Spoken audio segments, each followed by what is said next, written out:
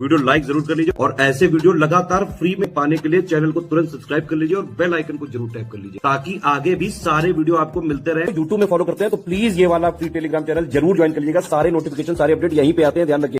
Hello everyone, welcome to ROARO by study for civil services. Myself Alka Pandey. तो हम देखने जा रहे हैं बहुत ही इंपॉर्टेंट लेक्चर। ये है आपका साइंस की लिस्टिंग, जो कि केमिस्ट्री से रिलेटेड है। आपके एग्जाम में जो भी सवाल बार बार पूछे जाते हैं वो सब कुछ आपको यहाँ पे प्रोवाइड करा जा रहा है लिस्टिंग में। ठीक है, तो चलिए शुरू करते हैं। सबसे पहले है क्लासिफिकेशन ऑफ सॉल्यूशन। हम सॉल्यूशन के टाइप्स देखेंगे और उनके एग्जाम्पल देखेंगे। ठीक है, तो सबसे पहले है लिक्विड सॉल्यूशन इन लिक्विड।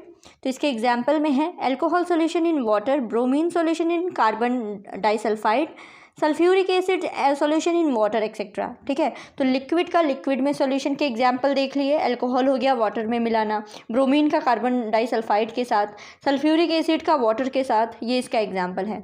फिर है सॉलिड इन लिक्विड।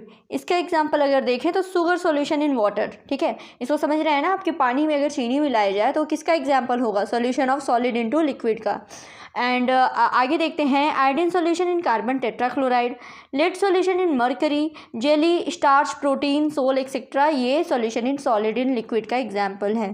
तो देखिए, स्टार्च और प्रोटीन जो है वो एग्जाम में पूछा भी गया था। स्टार और प्रोटीन जो है किस टाइप का सॉल्यूशन है? तो ये है solution of solid in liquid. ठीक है, नेक्स्ट आगे देखते हैं गैस सॉल्यूशन इन सॉलिड। तो इसमें एग्जाम्पल में है आपका hydrogen solution in palladium metal, Kapoor solution in air. ठीक है, कपूर जो है वो सॉलिड होता है, हवा में उड़ जाता है, तो ये किसका एग्जाम्पल है? गैस सॉल्यूशन इन सॉलिड का। ठीक, नेक्स्ट है solution of liquid in solid. इसकी अगर बात करें तो देखिए, मरकरी सॉल्यूशन इन थैलियम है, वाटर सॉल्यूशन इन शुगर है, sodium solution in salt etcetera. ठीक है, solution of solid into solid की अगर बात की जाए तो जिंक इन कॉपर हो गया, tin in copper, aluminium in copper, zinc and निकल सॉल्यूशन इन कॉपर, एलॉयज। ठीक है, एलॉयज जो है वो किसका एग्जाम्पल है, किस टाइप के सॉल्यूशन है? तो वो है solution of solid into solid के। ठीक है, नेक्स्ट है आगे गैस सॉल्यूशन इन गैस की अगर बात करें तो गैसेस मिक्सचर हो गया, एयर हो गया, ये सब। ठीक, तो लिक्विड सॉल्यूशन इन गैस की अगर बात की जाए तो ब्रोमीन है, कार्बन डाइऑक्साइड है, अमोनिया है एक्सेट्रा। ये जो गैसें हैं इनका water in water solutions, cloud है, फॉग है, ये सब एग्जाम्पल हैं लिक्विड सॉल्यूशन इन गैस के। Next one solid solution in gas की अगर बात की जाए तो आयोडीन सॉल्यूशन इन एयर है, स्मोक है, ये सॉलिड सॉल्यूशन इन गैस का एग्जाम्पल है। स्मोक किस टाइप का सॉल्यूशन है? तो ये है solid solution in gas. Next है गैस सॉल्यूशन इन लिक्विड की अगर बात की जाए तो carbon dioxide solution in water, hydrogen chloride gas in solution और इन बेंजीन, ये सब जो है। ठीक, तो ये तो देख लिया हमने classification of solution, different types of solutions देख लिए, उसके एग्जाम्पल देख लिए। तो एग्जाम में ऐसे सवाल उठ के आते हैं कि एक एग्जाम्पल का नाम देगा और आपसे पूछेगा कि ये विच टाइप ऑफ सॉल्यूशन, ये किस टाइप के सॉल्यूशन का एग्जाम्पल है या फिर कौन सा सॉल्यूशन है ये। ठीक, और आपके एग्जाम में देखिए स्टार्च भी पूछ चुका है, प्रोटीन भी पूछा हुआ है, क्लाउड, स्मोक, ये सारी चीज़ें पूछ चुकी हैं। तो याद रख लीजिएगा, एज इट एकदम बिल्कुल ऐसे ही रट जाना है इसको। आगे देखते हैं, अगला टॉपिक रहेगा आपका comparison of elements found in living and non living substances. ठीक है, हम एलिमेंट देंगे, उसको अर्थ क्रस्ट में परसेंटेज वाइज कितना वेट है और ह्यूमन बॉडी में परसेंटेज वाइज कितना वो वेट है होता है उसका। ठीक है, तो सबसे पहले है हाइड्रोजन। हाइड्रोजन जो है वो अर्थ क्रस्ट में 0.14% पाया जाता है, वहीं ह्यूमन बॉडी में इसका परसेंटेज है 0.5। Next one is carbon, 0.03% in earth crust and 18.5% in human body. Oxygen की बात की जाए तो 14.6%, जो कि हाईएस्ट है इन अर्थ क्रस्ट में, और ह्यूमन बॉडी में भी हाईएस्ट है 65%। ऑक्सीजन हो गया दोनों में हाईएस्ट। ठीक, नेक्स्ट वन है नाइट्रोजन, बहुत ही कम पाया जाता है अर्थ क्रस्ट में और वहीं 3.3% पाया जाता है ह्यूमंस में। सल्फर की बात करें तो 0.03% in earth crust and 0.3% in human body. Sodium जो है 2.8% in earth crust and 0.2% in human body. Calcium जो है 3.6% in earth crust and 1.5% in human body. Magnesium की अगर बात करें Mg तो 2.1% in earth crust and 0.1% in human body. और सिलिकॉन जो है वो 27.7% पाया जाता है अर्थ क्रस्ट में और नेग्लिजिबल होता है ह्यूमन बॉडी में। तो अभी क्या पता चला आपको, अर्थ क्रस्ट में सबसे ज़्यादा पाया जाने वाला एलिमेंट होता है आपका ऑक्सीजन, ठीक है। उसके बाद जो है वो सिलिकॉन है, ये हम अर्थ क्रस्ट की बात कर रहे हैं। वही ह्यूमन बॉडी की बात करें तो सबसे ज़्यादा पाया जाता है आपका यहाँ पे ऑक्सीजन, उसके बाद पाया जाता है कार्बन, ठीक है। तो फर्स्ट वन तो सबको याद रहेगा कि हाईएस्ट पाया जाता है दोनों में ऑक्सीजन, लेकिन ह्यूमन बॉडी में पाया जाता है कार्बन, वहीं अर्थ क्रस्ट में ऑक्सीजन के बाद पाया जाता है सिलिकॉन, ठीक। अब अगला टॉपिक हमारा रहेगा की information related to the elements, जो आपके एग्ज़ाम में बार बार पूछा गया है। मैं पढ़ा दे रही हूँ, रटने का काम आपका है, ठीक है। एग्ज़ाम में जो सवाल पूछे गए हैं बस वो उसी को समराइज़ किया गया है, यहाँ पे लिस्टिंग में दिया गया है। सबसे पहले है periodic group with the most gaseous element. ऐसा कौन सा पीरियोडिक टेबल में कौन सा ग्रुप है जिसमें मोस्ट गैसियस एलिमेंट्स पाए जाते हैं, वो है zero group. Next one, elements with atomicity equal to 1, तो ये इनर्ट गैसेज होती हैं जिसकी एटमॉसिटी 1 होती है, 1 के बराबर।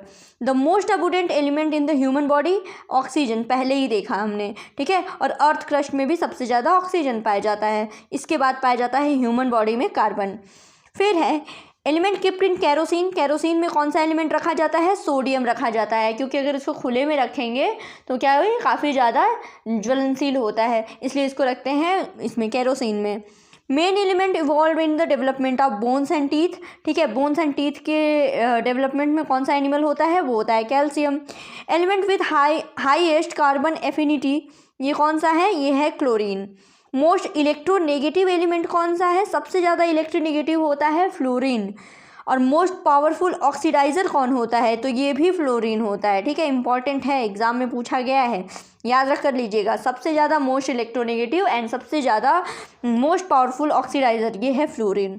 टोटल नोन एलिमेंट्स अभी तक में 118 हैं, जिसमें एटमॉस्फेयर में मिलते हैं 20 और आर्टिफिशियली कितने बनाए गए हैं, वे हैं 20, ठीक है। Most abundant element on the earth ये है ऑक्सीजन, ठीक है। अर्थ क्रस्ट पे सबसे ज़्यादा कौन सा एलिमेंट पाया जाता है, वो है ऑक्सीजन, पिछले लिस्ट में हमने देखा। और ऑक्सीजन के बाद है सिलिकॉन अर्थ क्रस्ट में। और वहीं ह्यूमन बॉडी के मैटर में क्या था, सबसे ज़्यादा ऑक्सीजन था, उसके बाद है carbon. Most abundant element on the earth, most abundant material on the earth ये कौन सा है, ठीक है, ये है एल्यूमिनियम, धातु की बात की जा रही है, ठीक है। तो एल्युमिनियम सबसे ज़्यादा पाया जाता है, इसके बाद पाया जाता है फेरस, ठीक है। लेकिन अगर कॉस्ट की बात करें तो ये देखिए फेरस जो है वो होता है सस्ता। अब इसका रीज़न क्या है ये भी बता देती हूँ कि देखिए जो एल्युमिनियम ओर से जो हम एल्युमिनियम प्राप्त करते हैं, ये जो पूरी प्रोसेस होती है, ठीक है, ओर से आपका एलिमेंट निकालना, तो एल्युमिनियम के मैटर में ये प्रोसेस काफ़ी महंगी होती है, इसलिए। और वहीं फेरस के आयरन के टाइम पे ये क्या, ये प्रोसेस जो है कंप्लीट अगर कंपैरिजन करें उसका तो सस्ती होती है, इसलिए जो लोहा है वो सस्ता मिलता है और एल्युमिनियम फिर महंगा हो जाता है, ठीक है। आगे देखते हैं, अगला है लाइटेस्ट एलिमेंट। लाइटेस्ट एलिमेंट क्या है भाई, हाइड्रोजन है। हैवीएस्ट एलिमेंट क्या है, ऑस्मियम है, ठीक है। लाइटेस्ट मेटल एलिमेंट कौन सा है, तो ये लिथियम है, ठीक है। अगला पूछा गया है metal found in liquid state at the room temperature, ये है मेटल की अगर बात की जाए तो ये है mercury. And non metal found in liquid state at the room temperature, तो ये है ब्रोमीन। फ़र्क समझिएगा, दोनों में बात की जा रही है कि रूम के टेम्परेचर पे कौन सा लिक्विड अवस्था में पाया जाता है। तो मेटल की अगर बात की जाए तो मर्क्यूरी है, नॉन मेटल की अगर बात की जाए तो ये है ब्रोमीन। फिर best conductor element of electricity क्या है, सिल्वर है। नॉन मेटल कौन सा है जो कंडक्टर ऑफ इलेक्ट्रिसिटी है, तो ये है ग्रेफाइट, ठीक है। आगे अगर पढ़ें तो मोस्ट मैलिएबल एलिमेंट कौन है, गोल्ड है। मोस्ट रिएक्टिव नॉन मेटल कौन है, फ्लोरीन है। मोस्ट रिएक्टिव मेटल एलिमेंट कौन है, तो ये कैल्शियम है। Element with highest ionised potential जो है वो हीलियम है। Element with minimum ionised potential जो है वो कैल्शियम है, ठीक। तो ये हमने पढ़ लिया कुछ एलिमेंट्स के बारे में की इन्फॉर्मेशन, ठीक है। लिस्ट इसी हिसाब से तैयार की गई है जो आपके एग्जाम में बार बार पूछी जाती है, ठीक। अब देखते हैं कुछ कैटलिस्ट देख लेते हैं और उनके यूजेस देख लेते हैं, ठीक है। कुछ कैटलिस्ट और उनका यूज़। आयरन की अगर बात करें तो आयरन को एज ए कैटेलिस्ट किस लिए प्रयोग में लाया जाता है, तो in the production of hydrocarbon by the Fisher-trophs process, ठीक है, हाइड्रोकार्बन्स के प्रोडक्शन में। याद रख लीजिएगा ऐसे कुछ की वर्ड, ठीक है, हाइड्रोकार्बन। फिर है ऑक्साइड ऑफ नाइट्रोजन का यूज़ करते हैं in the production of sulphuric acid by the lead chamber process. जो लेड चैम्बर प्रोसेस यूज़ होती है सल्फ्यूरिक एसिड के प्रोडक्शन की, इसमें ऑक्साइड ऑफ नाइट्रोजन को एज ए कैटलिस्ट यूज़ किया जाता है। नेक्स्ट है PTRS गैस, तो इसका in the production of nitric acid from the oxidation of ammonia. Cupric chloride की बात की जाए तो in the production of chlorine by the Deacon process, ठीक है, डीकन प्रोसेस से जब क्लोरीन का प्रोडक्शन किया जाता है तो क्यूप्रिक क्लोराइड का एज ए कैटलिस्ट हम यूज़ करते हैं। Next hot ammonia in the production of ether from the alcohol. निकल की अगर बात करें या फिर रेने निकल, तो in the hydrogenation of large number of functional group. Platinised asbestos, इसकी बात करें तो in the manufacture of nitric acid by Ostwald process and finely divided iron तो in the production of ammonia by Haber process, ठीक है। तो इसमें देखिए 2-3 तरह की चीज़ें हैं जो आपको यहाँ पे मिल रही हैं। एक तो कैटलिस्ट का यूज़ हो गया, ठीक है, ये आपको मिल गया कि कौन सा कैटलिस्ट किस यूज़ में आता है। दूसरा एक और चीज़ देख लीजिएगा, इसमें देखिए आपको प्रोसेस वगैरह के नाम दिए गए हैं, तो ये किस चीज़ के ये प्रोडक्शन में या मैन्युफैक्चरिंग में यूज़ किए जाते हैं, कौन सी प्रोसेस, ये भी आपको सवाल मिलता है। जैसे फिशर-ट्रॉप्स प्रोसेस का यूज़ किस में होता है, हाइड्रोकार्बन के प्रोडक्शन में। लेड चैम्बर प्रोसेस का यूज़ किस लिए किया जाता है, देखिए फिशर-ट्रॉप्स देख लिया। लेड चैम्बर प्रोसेस का यूज़ किस लिए करते हैं, सल्फ्यूरिक एसिड के प्रोडक्शन में, ठीक है। डीकन प्रोसेस का यूज़ किस लिए करते हैं, क्लोरीन के प्रोडक्शन में, ठीक है। आगे क्या है, ओस्टवाल्ड प्रोसेस का यूज़ किस लिए किया जाता है, नाइट्रिक एसिड के प्रोडक्शन में। और हैबर प्रोसेस का यूज़ करते हैं अमोनिया के प्रोडक्शन में, ठीक है। तो इसलिए यहाँ पे आपको तैयार होते हैं आपके 2 सवाल, एग्ज़ाम में कुछ ना कुछ तो पूछता ही है। आगे बढ़ते हैं, आगे कुछ मिनरल देख लेते हैं और उनके ओर्स देख लेते हैं, एग्ज़ाम के पॉइंट ऑफ व्यू से बहुत ज़्यादा ज़रूरी है, ठीक है। सोडियम की अगर सबसे पहले बात करते हैं, सोडियम की बात करें तो इसके इम्पॉर्टेंट मिनरल या ओर कौन से हैं, सबसे पहले है rock salt, second one is trona, then Chile saltpetre, borax, ठीक है, और ग्लोबेराइट और क्रायोलाइट, ये सोडियम के ओर हैं।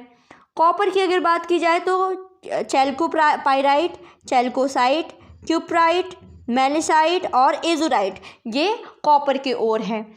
एल्युमिनियम की अगर बात की जाए तो बॉक्साइट है, क्रायोलाइट है, कोरंडम एंड डायस्पोर।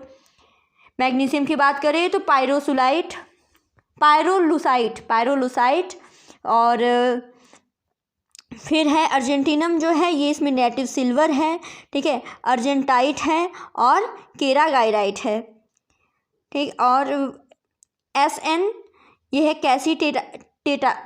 कैसीटेराइट। मैग्नीज की अगर बात करें तो ये है मैग्नेटाइट और हाउसमानाइट। मैग्नीशियम की अगर बात करें तो मैग्नेसाइट है, डोलोमाइट है, कार्नालाइट है, केसेराइट है, इप्सम सॉल्ट है, इप्सोमाइट है।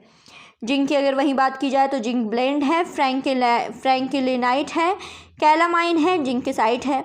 लेड की बात करें तो गैलेना, सेरुसाइट और माल्टोकाइट। फेरस की अगर वहीं बात की जाए तो मैग्नेटाइट है, हेमाटाइट है, लिमोनाइट, सीडेराइट और आयरन पायराइट। कैल्शियम का लाइमस्टोन है, कैल्सेसाइट है, जिप्सम, फ्लोरोस्फार एंड फोस्फोराइट। और वहीं Hg यानी पारा का है सिनेबार, ठीक है।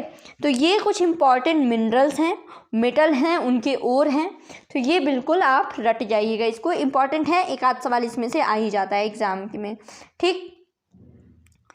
तो अब देखिए, अब इस समय देखिए आपका दिसंबर चल रहा है, नवंबर चल रहा है, अब एग्ज़ाम जो है बिल्कुल आने वाला है आप लोगों का, ठीक है। दिसंबर, हम आज ये जो वीडियो मैं बना रही हूँ, ये बना रही हूँ 4 दिसंबर 2023 में, ठीक है। तो आप ये देख लीजिएगा, अब आपके RO और हरियाणा सिविल सर्विसेज की डेट फिक्स हो चुकी है और जनवरी में है आपका APS एग्ज़ाम, ठीक है। तो बिल्कुल अब तैयारी में लग जाइए। अब साथ ही साथ इसी के पीछे पीछे आपका UP PCS भी होगा, उत्तराखंड PCS होगा, MP PCS होगा, फिर कुछ दिन बाद बिहार PCS आ जाएगा, ठीक है।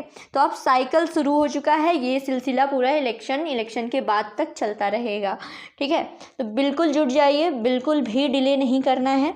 और रही बात कि आपका इसमें से कोई भी एग्ज़ाम हो, अब अगर आपको मतलब किसी पेड ग्रुप की ज़रूरत हो, टेस्ट सीरीज़ की ज़रूरत हो, ठीक है, या आपको गाइडेंस वगैरह चाहिए, टेस्ट पेपर चाहिए, या फिर आपको स्टडी मटेरियल चाहिए, आपने मान लीजिए नोट्स नहीं बनाई या फिर आपके पास टाइम नहीं है, कुछ भी ऐसा, तो इसके लिए देखिए इस नंबर पे आप कांटेक्ट कर सकते हैं और आपके लिए जो भी सूटेबल हो, ठीक है, टेस्ट सीरीज, पेड ग्रुप कुछ भी ज्वाइन करना तो आप कंसल्ट कीजिए, अपनी प्रिपरेशन का लेवल बताइए, जो भी है आप सही गाइडेंस के साथ आपको अच्छी से अच्छी मटेरियल, अच्छा से अच्छा टेस्ट सीरीज सबको ज्वाइन कराया जाएगा।